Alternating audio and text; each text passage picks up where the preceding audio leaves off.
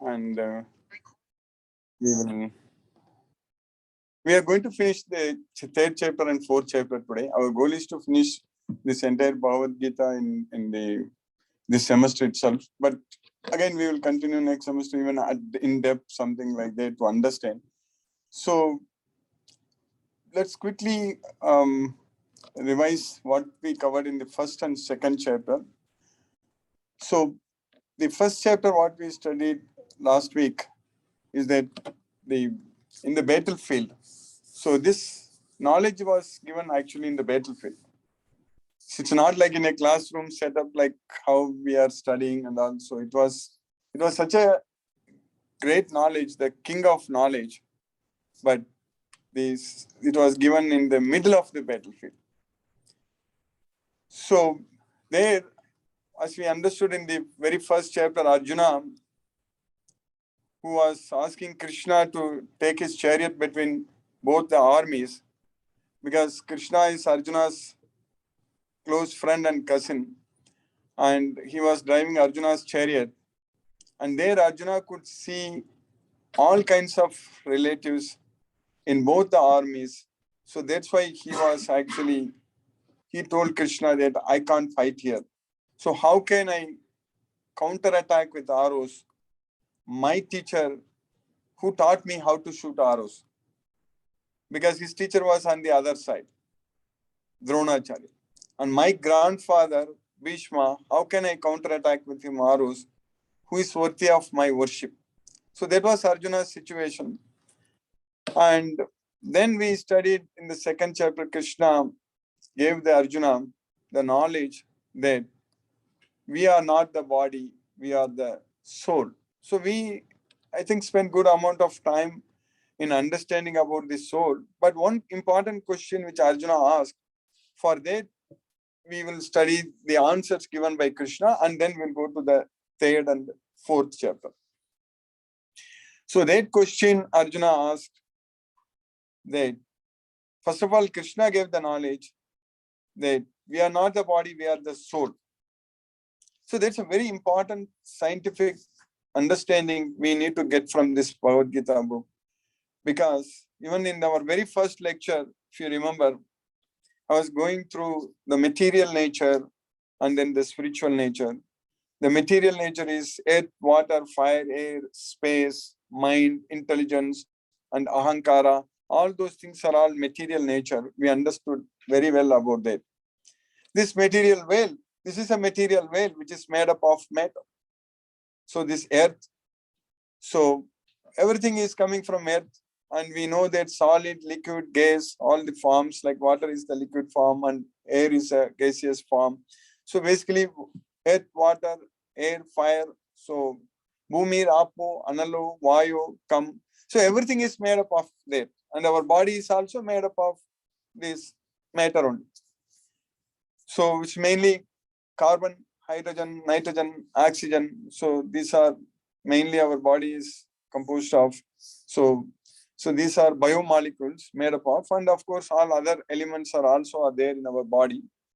So each element some elements are needed in traces for it to work. And so our amino acids, basically by which the proteins are made. So that's all basically nitrogen and other things are all there. So nitrogen, phosphates, and all those things are there, phosphates and everything.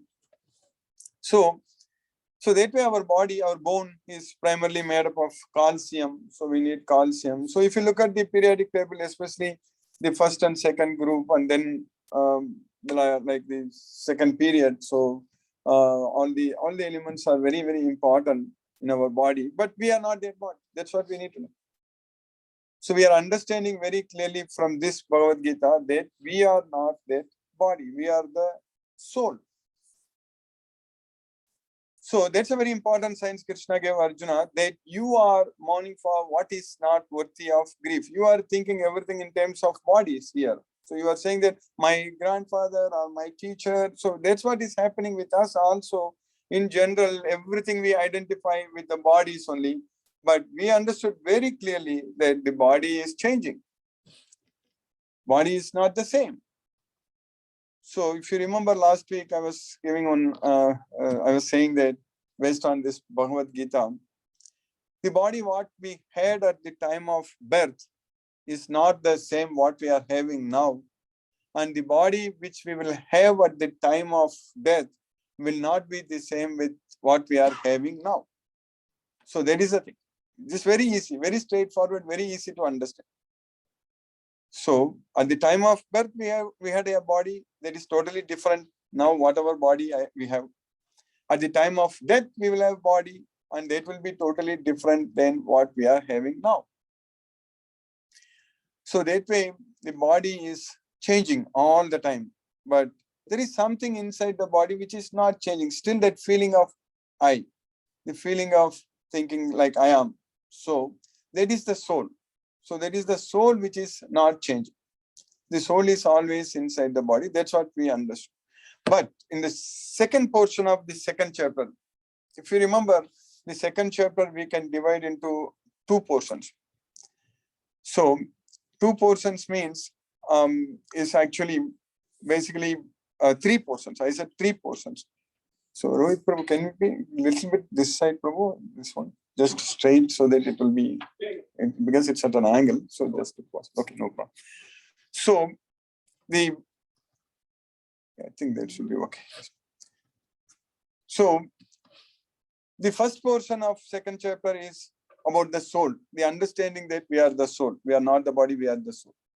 And the middle portion of the second chapter, second chapter is a second largest chapter with 72 verses.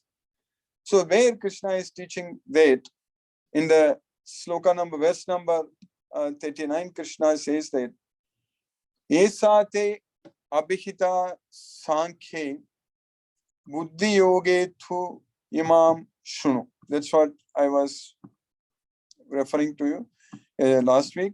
So until now, I have explained to you the Sankhya, Esate abhihita sankhye buddhi yoge tu imam shunu. Now you hear from me about the buddhi yoga. So this is the sloka number 39. So the translation is, thus far I have described this knowledge to you through analytical study. So like studying about the soul, still it's everything is analytical, like you are not seeing it. Like even when we study the subjects, we have theory subjects where you study about the theory, about the electrons, about the voltage, about a lot of things, even the flow, physics, everything you study the theory. And even the law of gravitation, everything, we know that it's theory. Or Newton's laws of motion, everything is studied as theory. But when you apply, you also have a practical, you also have labs. So many 4-credit courses are usually, you have 3 credits of theory and 1 credit of the lab. And sometimes they are given us individually 3 and 1 credit. Sometimes they are combined, given us 4 credits. So sometimes the lab will be difficult to get higher grade. You know, all kinds of things are there. So like that here, this Bhagavad Gita in Krishna is teaching that in this particular sloka, thus far I have given you the theoretical study, theoretical knowledge that you are the soul. But now you hear from me about the practical application of this knowledge. So what is that practical application? So buddhya yukta yaya partha. So he says that yasate abhida sankhya buddhi yoge tvimam shunu. Buddhi yoga. What is buddhi? Buddhi means intelligence. That's what is buddhi. So buddhi yoge tu imam shrunu means one should act with intelligence. So yoga, you must have heard about the yoga, the word yoga many times. So what is the real meaning of yoga? In the second chapter, Krishna is teaching that. So yoga means the real meaning of yoga. This is very important. Just focus on understanding this. What is the real meaning of yoga? Yoga means being equal in both success and failure. So that equanimity is known as yoga. So that's what is yoga. Siddhi asiddhyo samo bhutva samatvam yoga ucha. This is a basic definition for some keywords we need to understand. Like in any subject, if you understand the fundamentals very strongly, you can easily study further. Otherwise, if you are weak in the basics, for example, I was explaining about the Newton's laws of motion. If you don't understand, then it's very difficult to solve the problems, correct? Especially, I know everybody will have to study physics. That's what I'm giving examples on physics, and chemistry also, of course, I can give. But so if you want to do a force diagram, if you want to solve for the net force, acceleration or mass, whatever you want to calculate, if you don't even understand the basics of fundamentals, then you cannot understand anything further. So like that here, the yoga, the real meaning of yoga, we need to understand. In general, what we think yoga means, you have to do some exercise. So that is known as asana. There is just a very, very small part of the yoga. But that is itself is not yoga. The real meaning of yoga, Krishna is teaching there. Siddhi, asiddhi. Siddhi means success. Asiddhi means failure. So siddhi asiddhyo samo bhutva samatvam yoga uchchati. So one who is able to be equal in both success and failure. So that samatvam. Samatvam means equanimity. So that equanimity is known as yoga. So that is what is called yoga. So that means here the entire Bhagavad Gita, Krishna is going to teach us that one only. This concept you understand, these fundamentals we need to understand. So then it's very easy when we go further, when we progress, we understand what is yoga means. But you call it as different, like in this particular verse I am showing, buddhi yoge tvimam shrunu. So buddhi yoga. So buddhi yoga means you are using intelligence to achieve that equanimity. So that's what is called buddhi yoga. So karma yoga, we are going to study today, focus on the karma yoga in the 3rd chapter. So karma means, he is saying that buddhya yukta yaya partha karma bandham prakashasi. That's also karma means action.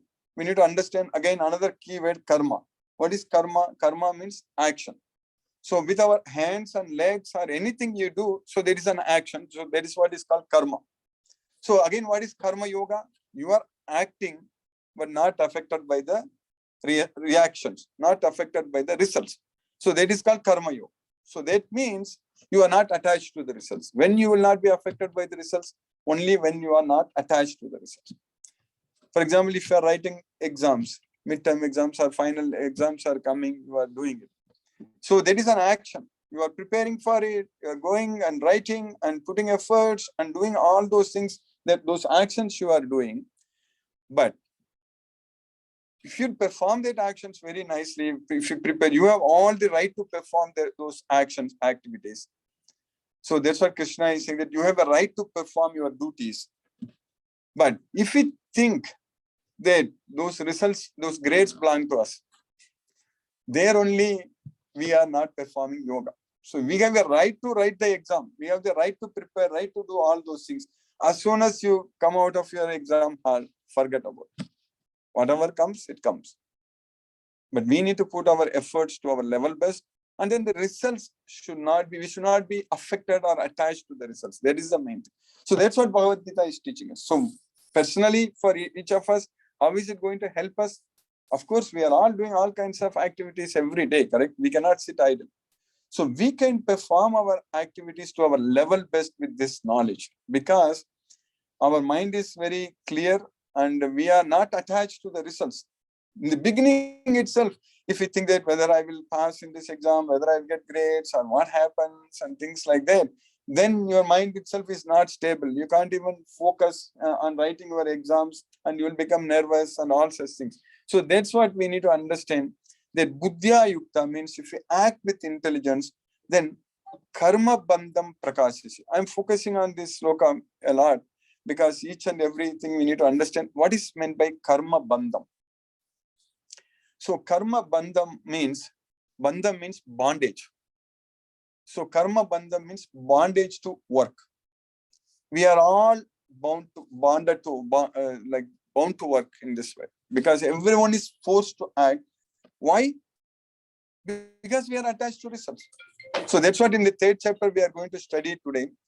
In the 3rd chapter, Krishna is going to teach us, if we are not attached to the results, so then we are not bound to work. So this karma bandham means bondage to work. Then what is janma bandham, which we are going to study? Also we studied in the 2nd chapter. So Krishna is teaching us now the relevant sloka. I will just go there. So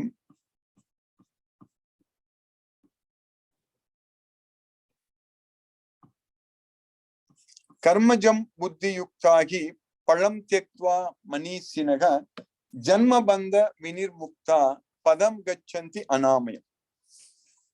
So in the previous verse I was teaching about the karma bandha. Karma bandha means bondage to work. So when you are attached to the results, then you are forced to work. So now if we have intelligence, if we act with intelligence, so then that's what karmajam buddhi yuktagi. Buddhi yuktagi means, buddhi means intelligence. If you use intelligence, so what is the meaning of using intelligence? The meaning of using intelligence means palam tyaktva manishinaga. That means not getting attached to the results of the activities. So that's what palam tyaktva manish. If we are not attached to the results of the activities, that means we are using intelligence. If we are attached to the results, that means we don't have intelligence. That is the main thing. So one may ask question, then how will I get the motivation to work? So I need the results. So in this material where everything is results oriented, correct? You want the results immediately, correct? You want the results yesterday. That's what they say, that before even you want, when I can get the results. So that is the problem here. So if that is the kind of thing, then we will be bound. We will be bound to this, our activities will be bound to take birth in this well. That is what is known as Janma Bandham. Janma Bandham means bonded to take birth. So now we understand we are not the body, we are the soul, but the soul is bound inside this body and the soul is bound to work here, forced to work. All those things, that is because of these two bandham, two bondage what we have. That is Janma Bandham and Karma Bandham. So the real intelligence is actually, if we use intelligence, we should be able to free ourselves from this bondage. Because having understood very clearly that we are not the body, we are the soul, then why the hell we need to struggle and suffer inside this body? All the problems what we are facing is because of this body. Birth, old age, disease, and death. These four are our real problems. All those problems are for the body, not for the soul. Because we have the body, our body will naturally get old and get disease and we die. But the soul suffers. So that's why here, when we get the Janma Bandha Vinirmukta, when we get liberation from the bondage to birth in this world, so what is going to happen? We will reach the destination where there are no miseries. Padam. Padam means a destination, a place. So Padam Gachanti Anamayam. So what we understand from Bhagavad Gita, that there is a separate place, so which is not made up of material nature, which is completely spiritual nature. So that's why Krishna is saying in Bhagavad Gita that the abode of mind is never illumined by sun or moon or fire. So natat bhashayate suryo na sasanko na pavaka yadgatva na nivartante taddama paramam mama. So if we reach that abode, we are not going to come back here. So that way, we are the soul, we are not the body. That concept is very clear. But the soul is stuck inside this body, and now we need to free ourselves from this body, and we need an existence where we are not forced or caged inside this body. This is like you take a bird and put inside a cage and lock it. So like that, the soul is put inside this body and locked it. That's it. So we are now stuck inside this body. We may decide to do a lot of things, but we can only do things which our body can do. If our body cannot do, then we cannot do things. So that is that understanding we need to have it. Even if we get slight fever, correct? Slight, maybe 1 or 2 degrees just up.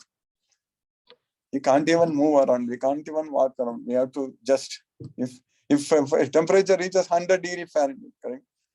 So then we can't even eat. We cannot. Our body, we are totally. So we need to understand our situation is like that. So that's what here. Now Arjuna asks a question in the 2nd chapter.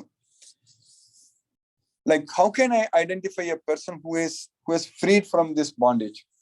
So what are the symptoms of a person who has freed from this bondage to birth, bondage to work? And that is known as Sthita Prajna. So prajna means again intelligence. Buddhi is intelligence, prajna is intelligence, sthita prajna means steady intelligence.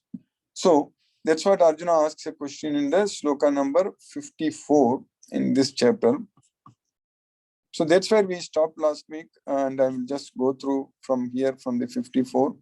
So Arjuna Vacha Sthita Prajnasya Kabasha Samadhistasya Keshava Sthitadi Kim Prabhasheta Kim Ashita Vrajeta Kim. So the meaning is, what are the symptoms of one whose consciousness is thus merged in transcendence? How does he speak? And what is his language? How does he sit? And how does he walk? So here, I want to just focus on few slokas, even though Krishna answered all these questions in 18 verses. So Krishna told Arjuna that the senses are very strong and impetuous. They forcibly carry away the mind. If you remember in the very first day when I was discussing, showing about the relationship between body, senses, mind, intelligence, and soul, all such things. So, Indriyani Paranyagu, Indriyebhya Paramanaga, Manasastu Parabuddhi, Yobuddhe Paratastu. So, senses are superior to body. That you understand very clearly, because without senses working, even if our body works, no use of this life. So, but mind is above the senses. Even body and senses are perfect. Mentally, if we are ill, so then there is no use of body and senses. And then, even if mind, senses, intelligence work, if you don't, mind, senses, and body works, if you don't have intelligence, so then there is no use of this life. So that way, one is above the other. So here, Krishna is teaching that the senses are very strong and impetuous. They forcibly carry away the mind, even of a person who is endeavoring to control them. That's what Krishna is teaching. So that is in this sloka number 60. So yatatohi api kaunteya purushasya vipaschitaga indriyani pramatini haranti prashabam managa.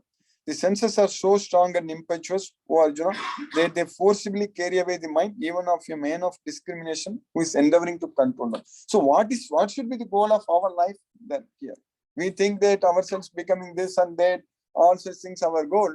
But if our senses are not in our control, if our mind is not in our control, so then mind is going to be our worst enemy. In the 6th chapter, 6th verse, Krishna is saying that Bandhur Atma Atmanastasya Yenatmaiva Atmanajita. For a person who has conquered the mind is the best of friends. But for one who has failed to do so, the mind will remain the worst enemy. So our mind is best friend or worst enemy, depending upon whether we control the mind or the mind controls us. So that way, here Krishna is teaching us that the senses are so strong that, so then another nice verse here, how we are losing the intelligence. So that is the sloka number 62 and 63. The two verses he is teaching. Let's focus a little bit on this actually. Dhyayato Vishayan Pumshaga. So when we think about the sense objects, Vishayan means sense objects. When we think about the sense objects, Dhyayato Vishayan Pumsaga, Sangaste Supajayati. So we develop attachment for them. So all the problems are starting when we think about the sense objects. If we don't think about the sense objects, then no problems. Our mind is very peaceful and we are very happy. But when we think about the sense objects, so sense objects means for the eyes to see things and the ears, whatever we hear, and for the tongue, whatever we taste, all these sense objects, when we think about them, so then we develop attachment for them. And then from such attachment, then Kama develops. Sangha sanjayate kama. Lust. Lust means desire. Strong desire to get that sense objects. Get it. Enjoy it. So that's what happens from that attachment. And Sangha sanjayate kama. Kama krodho abhijayate. From the kama, then krodha, anger develops. So if you are attached to something, if you don't get it, so then we are getting irritated, correct? We are getting angry. So that's what anger comes. That is the source of anger. If anyone is angry on something, that means he has an attachment. If you don't have attachment, then there is no anger. Whatever kind of attachment, any attachment. If you have some attachment, and then frustration, angry, everything will come. So that irritation, frustration, angry, all the things because of our attachment. So that's why kamat krodho abhijayate. So what happens when there is krodha? When there is krodha, from anger, delusion arises. Krodhat bhavati sammohaga. So delusion arises. Sammoha. Krodhat bhavati sammohaga.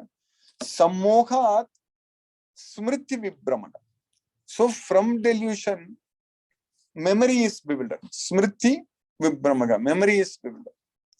So that's what happens. Angry person, he doesn't know whether what he's doing is right or wrong. Sometimes due to at the time of angry, you will do all kinds of stupid things. Then afterwards you realize, oh, why did I do like this? Correct? Because at the time of angry, memory is bewildered. You don't know what is right, what is wrong. It's worse than a person who is even has taken alcohol. Correct? At the time of angry, you really don't know what you are doing. So that's why memory is bewildered. So smriti bramshat buddhi nasa. When memory is bewildered, intelligence is lost. Buddhi nasa. Buddhi nasa means intelligence is lost. So that's what buddhi nasa pranashyati. When intelligence is lost, then so that's why from anger, complete delusion arises, and from delusion, bewilderment of memory. And when memory is bewildered, intelligence is lost, and when intelligence is lost, one falls down into the material pool. So that is how in our life, in this material world in general, our life, day-to-day life is going on. So we are all attached to so many things in our life, and because of that, we are forced to act, we are forced to struggle, and all the reason for our suffering and struggle in this material world is because of, first thing is because of ignorance, because of not having this Bhagavad Gita knowledge, because this is such a very important science. Not everyone can get it, because if you want to get admission into the topmost institute, correct? They like top one. This is more than that. Bhagavad Gita is the king of knowledge, correct? It's the Raja Vidya, king of knowledge.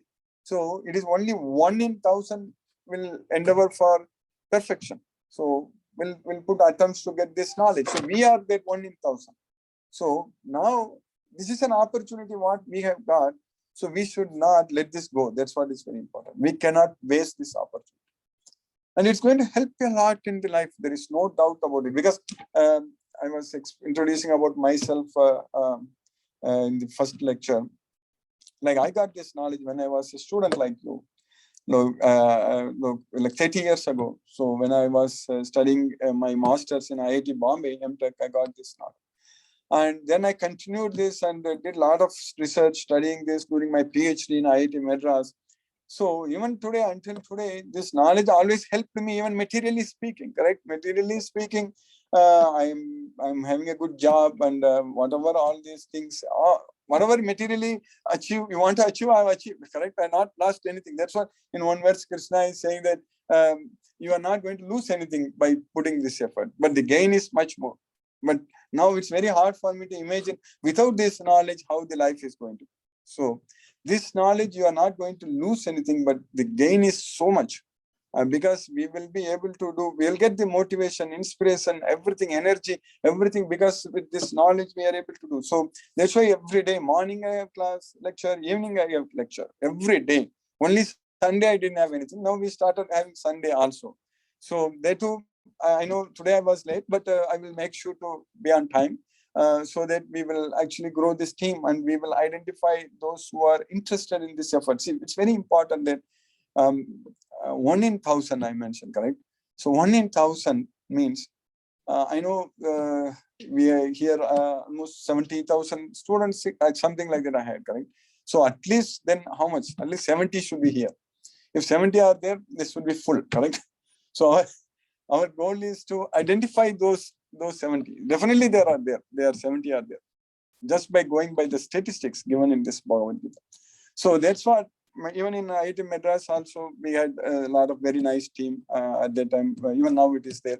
So that way, this kind of effort what we put in identifying and giving this, so then we can actually, this kind of teamwork is going to help us a lot actually to do a lot of things, to progress and everything. This is going to be very amazing actually in our life. So now we understand this. So then on another verse I want to show, Krishna is teaching that This Indriyanam ki charatam yanmanonu vidiyade tadasya harati prajnam vayurnavam vivambas. So the senses actually, they are roaming. Even one of the roaming senses on which the mind focuses can carry away a person's intelligence. That's what Krishna says. So that is in the, this one. So as a strong wind sweeps away a boat on the water, even one of the roaming senses on which the mind focuses can carry away a man's intelligence. So what is going to happen to us when we study this Bhagavad Gita? What are we going to gain here? So there are 18 chapters. So I will quickly, in the next few minutes, just give the summary of the third and fourth chapter. We are supposed to finish third and fourth chapter today, but hopefully next week we can do that. But don't worry, we'll fix it. I will definitely give the entire summary in few minutes. It's not a problem. So because I am doing this for so long, all the 18 chapters, so everything is very clear. So what is now Arjuna asking Krishna in the third chapter? You are asking me to use intelligence, but at the same time you are asking me to fight in this battle and kill my grandfather, my teacher, my cousins, all my relatives. You are asking me to fight here. Does that mean fighting here in this ghastly warfare, is that using intelligence? That's what he is asking a question. It's a very important. Arjuna asks excellent questions to Krishna. So jayasi chet karmanaste mata buddhir janardana tatkim karmani goremam nyojayasi kesam. So that way he is asking Krishna that now I'm confused by your equivocal instructions. You please tell me what I should do. So that's what the third chapter is known as Karma Yoga. So in the Karma Yoga, what we are understanding, Krishna is teaching that. It's very difficult for me to go to each and every sloka. I'll just explain and then I will go later. Okay. So yeah, I will do that. So that's what Arjuna is asking that question. Now, what is Krishna is explaining here? One thing we need to understand, very important thing. This 5, 6, and 7, let us focus. Okay, 5, 6, and 7. But all the slokas, whatever important I know. So Krishna is telling Arjuna here that Nahi kasyati kshanamapi jatu tistati akarmakrit. Karyatege avasaga karma sarvaga prakriti jayaguni. So that means not even a single moment one can refrain from doing something. Everyone is forced to act helplessly by the 3 modes of material nature. That is the fact. The reality is that everyone, that's what when you see everywhere, people are running here and there, working, doing all those things. You think, no, it's all done by the modes of nature. So that science, that subject of the 3 modes of material nature, goodness, passion, and ignorance, it's very important for us to understand. Everyone is forced to act by the modes of nature. We will study that at length in the coming chapters, especially 14th chapter itself is titled as 3 modes of material nature. And then 17th, 18th chapters, lot of chapters, Krishna is going to teach about the 3 modes of nature. Goodness, passion, and ignorance. Sattva, Rajo, and Tamo gunas. So that way, what we are understanding, another important fact, that no one is free. No one can sit idle. Everyone is forced to act helplessly by the 3 modes of material nature. So, and in the next verse, Krishna is saying that Karmendriyani samyamya ya aste manasa smaran indriyartan vimudatma mityacharaga sauchyate. So what does that mean? What is Karmendriyas? If you remember the first lecture about Jnanendriyas, Karmendriyas, I explained. So what are the Jnanendriyas? Anyone can just tell what are the Jnanendriyas? It is just to make it a little bit interactive. I'm just asking a quick question. So there are Karmendriyas and Jnanendriyas. You remember the very first lecture I was explaining? So Jnanendriyas are the senses by which you gain the knowledge. So what are they? Totally there are 5 Jnanendriyas. 5 senses, yes. The sense of seeing, the sense of hearing, the sense of smelling, and sense of tasting, and sense of touching. So these 5, even this is taught in the elementary school level also, they teach the children, correct, about this sense. So these are the Jnanendriyas by which you are gaining the knowledge. And then Karmendriyas Again, there are 5 senses by which you are acting. You are applying that knowledge. You are acting.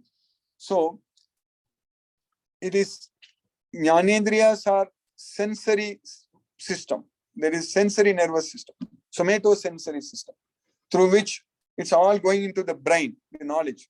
So we have receptors in our body, we have receptors in our skin, and receptors in our ears, and eyes, and tongue, and nose.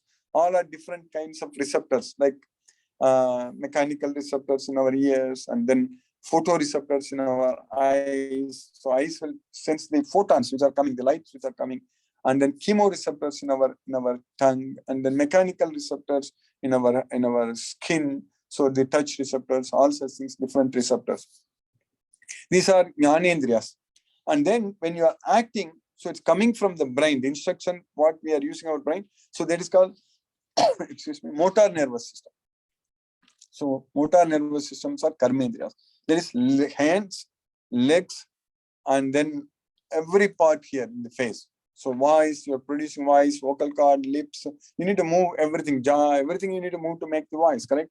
So that's what voice, and that's the motor nervous system. And then anus and genital. So these things are also under our control. So whatever you can control. So here what Krishna is teaching us that karmendriyani samyamya, we're trying to control all the working senses. Karmendriya means working senses.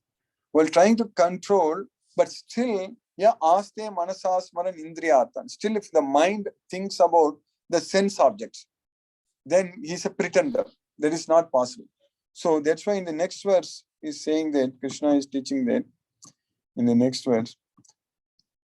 Yaspindriyani manasa niyamyarabate arjuna karmendriyai karma yogam asaktaga savishishyate. So with this mind, manasa means with the help of the mind, one should control the karmendriyas. Karmendriyas means what we are going to do, what actions we are going to do, that should be under our control. So if you are able to control the karmendriyas, so that is known as karma yoga. So the definition for karma yoga is that it is not that you are forced to, or you do just like that by under some kind of force, correct? So we are able to control ourselves, the mind. So that is what is known as karma yoga. So how it is possible, we are going to study in the 3rd chapter. Krishna is teaching them. If we are able to find happiness within ourselves. See, what in general we think that happiness is something we are getting from sense objects. That's what gives us happy. That's what we think that is happiness. But in reality, that is the source of our misery. That's what in Bhagavad Gita Krishna says. We think that it's going to be happy. We think that by becoming myself a millionaire or having all these things, everything I'm happy. So that doesn't mean that we want to live like a beggar. We will get it, whatever we need. But as long as you are not attached, as long as you are not affected by the results, then it is okay. But the real happiness comes when you are not at all attached to anything, not at all attached to the results. You are able to find, in the 2nd chapter itself, in one shloka, Krishna says that shloka I didn't mention. So he simply asks a question, and in that question itself, he gives the answer.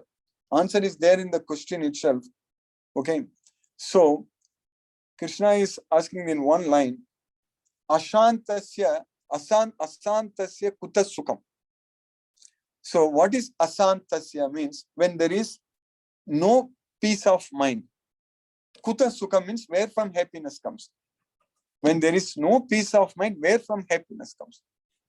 Answer is there, correct? Question. Krishna is asking like a question. When there is no peace of mind, where from happiness comes? So happiness is nothing but the status of our mind. If our mind is peaceful, we are happy. That's it. It doesn't mean that we will get very good grades or we will get a billionaire or something. We get what we want. It is not like that. If our mind is peaceful, if our mind is not agitated, then we are happy. That's it. So that means that happiness formula Krishna is teaching. So that's why, yes, atmaratirevasya atmatriptascha manavaga atmanevacha santustaga tasya karyam na vidyate. For one who is able to find happiness within the self, satisfaction within the self, not from outside. So for him, there is no duty to do. We are not forced to do. We are not forced to act. Tasya karyam na vidyate. Naiva tasya kritenartho na kritene kaschana nachasya sarvabhutesu kaschit tatta vyapar. So he is not answerable to anyone. He is not responsible for anything. So he need not report to anyone. He need not do anything. So that is the goal we should achieve. In our life should be in such a way, it should be planned in such a way, it should be very simple and straightforward. Not a lot of complications, correct? We make our life very stressful. And because of the stress, only all kinds of health problems are coming. All the health problems is mainly because of stress. We think that we'll go to doctor, physicians, and we'll get medicine and all those things. We can solve our health problems, we think. But all the health problems are coming because of the stress.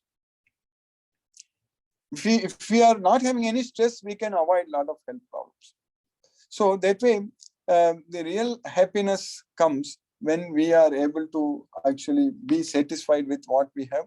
So that's what in Bhagavad Gita Krishna is teaching, that that's why he says that, therefore, tasmat asaktaga satatam karyam karma samachara asaktogi acharan karma paramapnoti purushaga. Therefore, you perform all your activities without any attachment. So that is the main point. What Krishna is teaching us, the main point here is that in the sloka number 18 or 19. So he is teaching us that in the sloka number 19. Tasmad asaktaga satatam karyam karma samachara asakto hi acharan karma paramapnoti purushaga. So asaktaga means without any attachment. Satata means always. Karyam karma samacharan. You perform all your activities without any attachment all the time. Tasmat asaktaga satatam karyam karma samacharan. Asaktogi acharan karma paramapnoti purusa. So if you are not attached, so asaktogi acharan karma, you will attain the supreme person. Paramapnoti. This is a very important verse. Very, very important verse for us. So, asaktaga satatam karyam karma samacharan. So that means when we work, when we are studying, we are doing all those things, we should not be attached to the result. If we are attached only, then the problem. If we are attached, our output is very low. If we are not attached, we can do our level best. Our output is going to be very high. Even for exam preparation, even for doing anything, writing exams or anything, once you are very steady, if you are able to plan very well, so then you are able to control everything, you are able to regulate everything. So then you are going to get excellent grades. There is no doubt about it. I have noticed myself also when I studied, also when I used this Bhagavad Gita, I got all A's. So it's all happens. So even with my PhD, I could finish it on time, even though I was spending that's why I always say that I was spending a lot of time in this effort only, in teaching Bhagavad Gita, arranging Bhagavad Gita lectures in IIT Madras when I was a student. So in the hostel, so much of time I was using for this one only. So many days I won't be even meeting with my advisor also. But it's all I don't want to say that you also do something like that.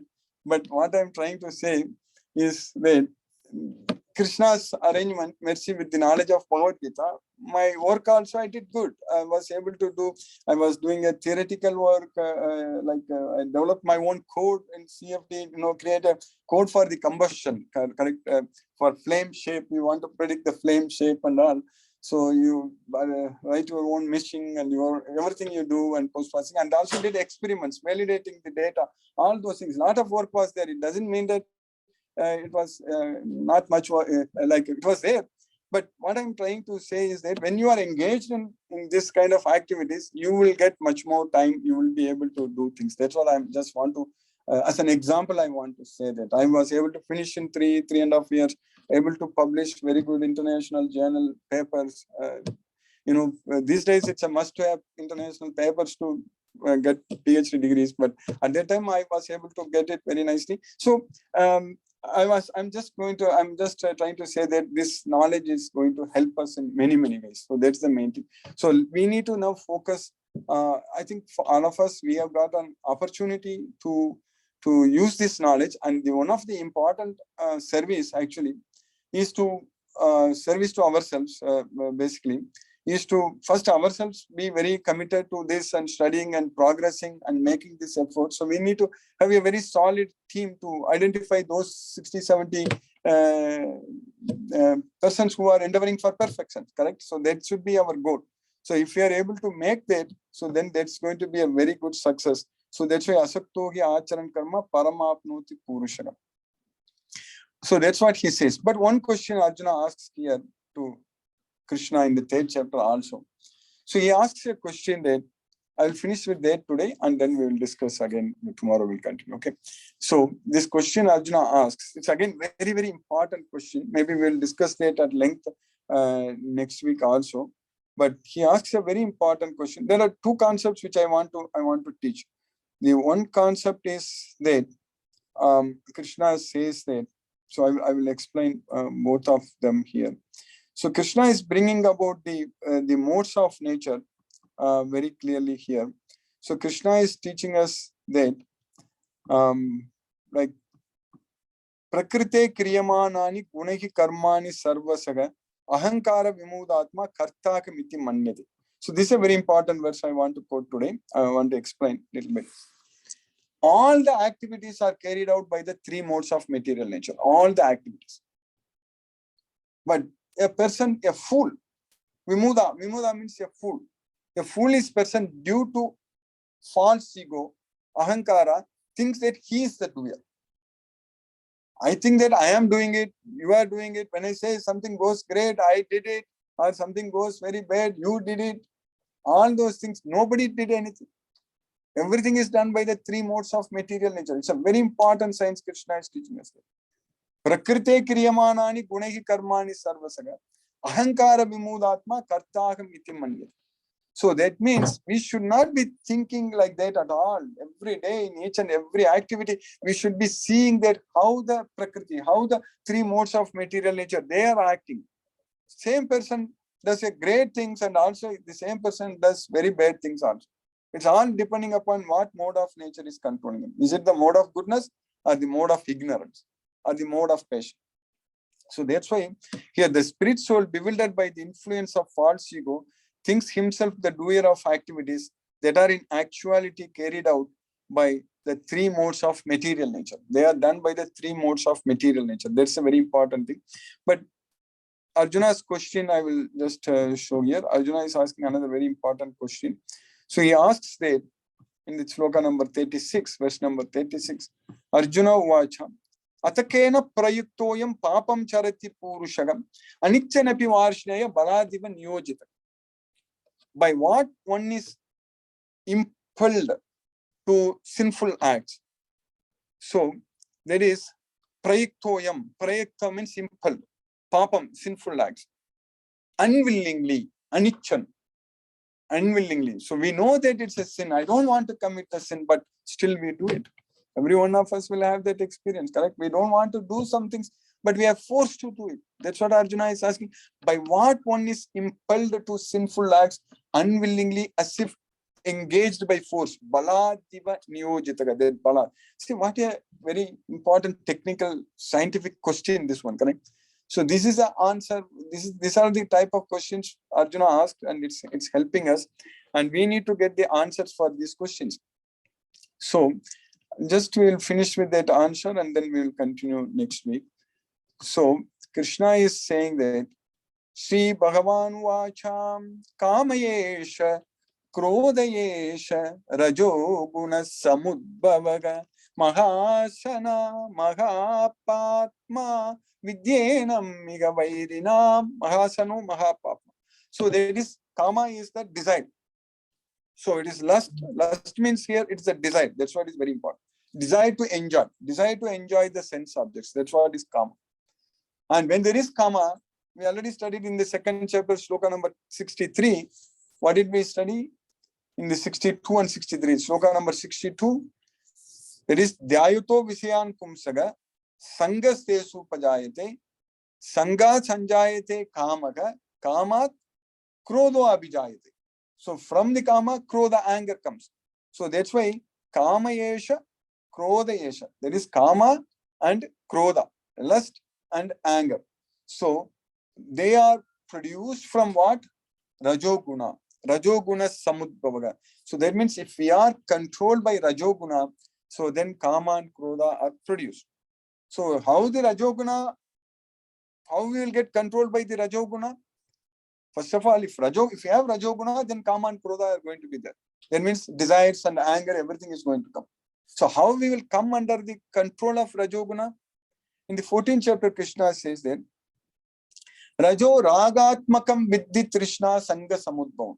Rajoguna is produced by raga. Raga means attachment. So when we are attached, so that's why dhyayato visyan pumsaga, excuse me, sangaste supajayati. Sanga means attachment. So if there is attachment, so then Rajoguna is produced. Then from Rajoguna, kama and krodha. So this particular two lines we need to insert in that 62, correct? In the sloka number 62, dhyayato visayan pumsaga sangaste supajayati. So there actually kamayesa krodhayesa rajoguna samudbhavaga. So from that sanga, Rajoguna is produced from the attachment, and from the Rajoguna then sanga sanjayate kama. So that's what from the Rajoguna comes kama and then krodha. They are mahasano mahapapa. They are all devouring sinful enemy, you understand. So that's what Krishna is teaching. So we are all, this is so much of science we are studying. I know this is a lot. We need to keep studying every week. And this is, even though our goal is to finish the entire Bhagavad Gita this semester, of course, we'll do that like this.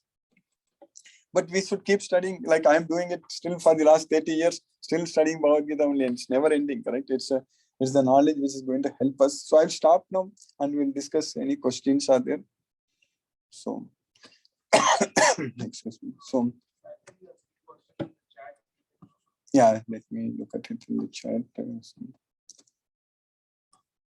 Okay, so it's not question. So yeah, maybe in the chat I will first release you from the mute, and then we can discuss questions from here.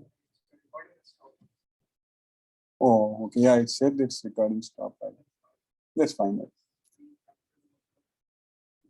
I know, Ms. Kerry, you are able to unmute yourself from the chat.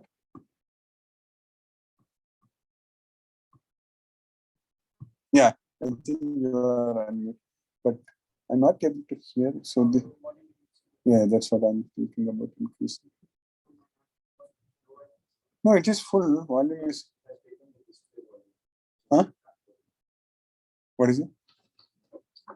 1 second. We are just fixing the volume here. Yeah. Sometimes even Zoom also has a problem. Sometimes.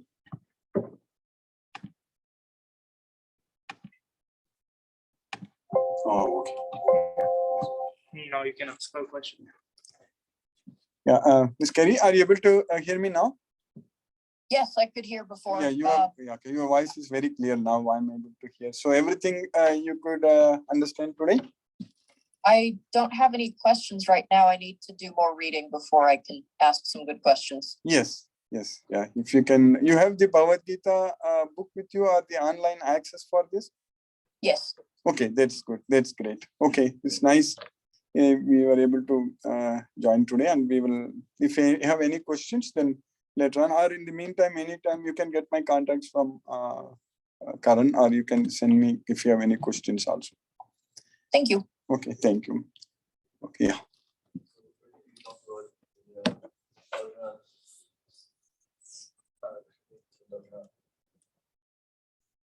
Do your duty without the expectation of the word attached to it. But for Arjuna, the idea of what his duty was relatively straightforward. Right? He was already on the battlefield, they were already in the Kurukshetra. He wasn't going to be like, oh, it's my duty to go farm somewhere else. So it's very clear. But for us, sitting out here, how do we know that? It's a very important question, I understood. So the question is that for Arjuna, his duty was clear. He was in the battlefield, he needs to fight. And Arjuna, Krishna was in front of him and asking him to fight. So Arjuna understood that his duty is to listen to Krishna and do what he wants. That is the main thing. Because here, it's very important. Scientifically, when you study everything, that we are not the body, we are the soul. And we are also understanding from Bhagavad Gita that Krishna is the super soul. He is also there in our body. That's what he says, that Paramatma. So as Paramatma, that's all the science we understand very clearly. So it makes a lot of sense when we understand scientifically. So when both are in, like both are desiring the same thing, so then it's good for us, correct? When we like what we want to do is in line with what the super soul wants, what this God wants, correct? So then it is nice. Then everything is going to be success. But for every action to succeed, totally there are 5 factors. In the 18th chapter, we will study. Totally there are 5 factors for any action to succeed. There is the place or the field of activities. That's what Adhishtanam. And then second is the performer. So there is the Karta. So Adhishtanam Tata Karta. Then Karanam Cha Pratak Vidam. Karanam Cha Pratak Vidam means various kinds of instruments to perform that activity. So for different activities. For example, a doctor is doing a surgery. He needs all kinds of instruments to do the surgery. So these are all instruments, correct? So that's what is the Karta. Karanam Cha Pratak Vidam. That's a third factor. Then Vividhas Cha Pratak Cheshta. Then various endeavors. So you need to put efforts. So if you just sit, performer is there, instruments are there, and field is there, everything is there. You go to exam hall, everything is there, question paper, everything is there. You just sit like this, then nothing is going to happen, correct? You need to write the exam, correct? So that is the efforts. So, but even after doing that, whether you pass or fail, so that actually Krishna is saying in Bhagavad Gita that I am seated in everyone's heart. From me comes remembrance, knowledge, and forgetfulness. So, sarvasya chaham kriti sannivishto mattaga smritir jnanam apoganam. So, when there is a super soul who is there, so he is not sitting idle. He is the overseer, he is the permitter, upadrishta, anumanta, bharta, bhokta, maheswaraga, paramatme iti chayuktaga. That's what we'll study all those things. So that way, when we understand that the existence of ourself as the soul, and also the existence of the super soul, the supreme God, who is there in everyone's heart. So sarvasya chaham kriti sannivishta. I am seated in everyone's heart. So that way, if our goals are in line with his goals, so then there is the 5th factor is the Devam. Devam Chaivatra Panchamam. Devam is the God.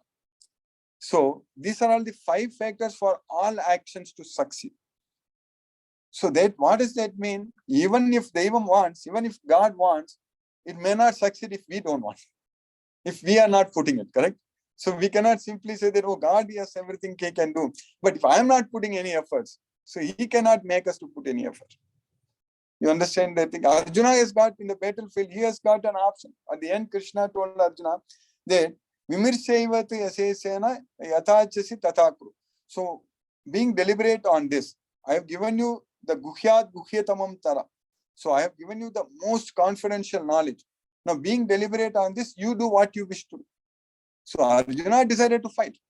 He told Krishna that Karishya Vachanam Tama. If he told Krishna that I am not going to fight, still he will fight. Krishna told that you are due to ahankara, you are saying that I shall not fight. But by your modes of nature, by your nature, you will be forced to fight.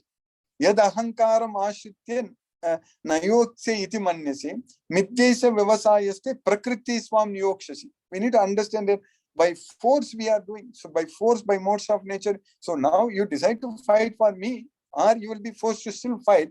But when you decide to fight for me, you are not affected by the results. But when you are under the modes of nature, when you are forced, we are affected by the results.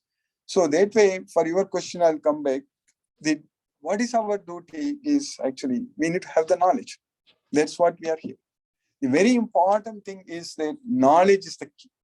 If we don't have the knowledge, even in this modern science, we have so much of technology, a lot of things we are doing. All these things because of our scientific knowledge, our understanding, our having faith, our faith on that when they found that there is electron and all those things are the experiments they did, there is a nucleus and all those things, correct? That gold foil experiment, all those things. If nobody believed in it, nobody continued that, there is nothing. So it's all you are developing further and further, correct? So like that, if we have faith on this Bhagavad Gita, if we get the knowledge, then our ignorance is completely dispelled. So at that point of time, you know what is right thing to do. Everything is based on Bhagavad Gita. In Bhagavad Gita, Krishna is saying that Iti Gukhya Tamam Sastram. This is the topmost confidential scriptural injunction. So he says that those who follow my injunctions, they will be freed from all the bondage. That's what he says. So Tasmat Shastram Pramanante Karya Akarya Vyavastito. So based on this Shastra, based on this Bhagavad Gita, you decide what to do, what not. So that's why we should have that knowledge. In fact, this should be a subject taught in every school, every student, everybody should have that knowledge, because everybody is the soul. Whether you believe in or not, that is a fact. If we believe in or not, the electrons exist, it is there. That's why we are able to do all those things. So that's why we need to just have the faith. With the faith, you will get the knowledge. Shraddhavan labhate jnanam. We all have faith. That's why we are here. We are getting the knowledge. Once you have the knowledge, you know what is the right thing to do. Yeah. Yes, I will. You understood the answer? So what's your good name? Arvind. Okay. So what you are doing? Huh? Oh, okay. You are a third year junior computer engineering. Oh, very nice. So you are from which place here? Oh, Northwest. Oh. What is it? Huh. Okay. Okay. Okay. Today, we had 3 people here, and we were like, so like we have time. Very nice. Very nice. Yeah, if you understood this entire knowledge, you will get it. So you got it, everything today you understood? You have question? Yes, yes. When you study, when you understand. And how about you? What's your name? I am Shiva. Okay, from India. So which place in India? Bangalore. Okay, Bangalore. You are doing masters in computer science? Electrical. Electrical. Yeah. I know Sai Prabhu did it in electrical. So very nice. So maybe what I want to do is that I can have your contacts, maybe so that I can, I'm thinking we have some kind of group where I can, if I'm getting late or something, I don't want to be late, but I can actually